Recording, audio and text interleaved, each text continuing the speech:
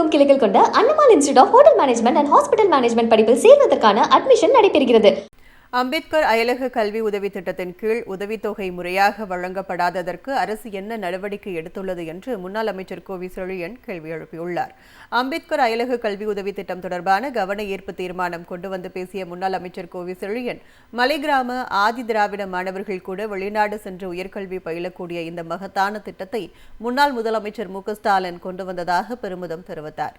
இத்திட்டத்தின் வாயிலாக மலேசியாவில் உயர்கல்வி பயிலும் மாணவர் பாரதிதாசன் உதவித்தொகை கிடைக்கவில்லை என வீடியோ வெளியிட்டதை சுட்டிக்காட்டிய கோவி செழியன், உதவித்தொகை முறையாக வழங்கப்படாததற்கு அரசு என்ன நடவடிக்கை எடுத்துள்ளது என்று வினவினார். அம்பேத்கர் அயலக உயர்கல்வி திட்டம் மாணவர் பாரதிதாசன் பெற்ற நிதி என்ற விவரத்தை முழுமையாக சொன்னார். நாங்களும் கேட்டோம்.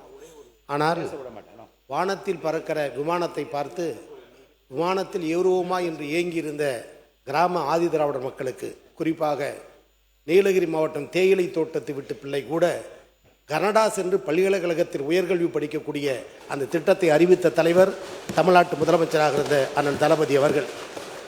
அந்த திட்டத்தின் கீழ்தான் மாணவர் பாரதிதாசன் பயிலுகிறார்.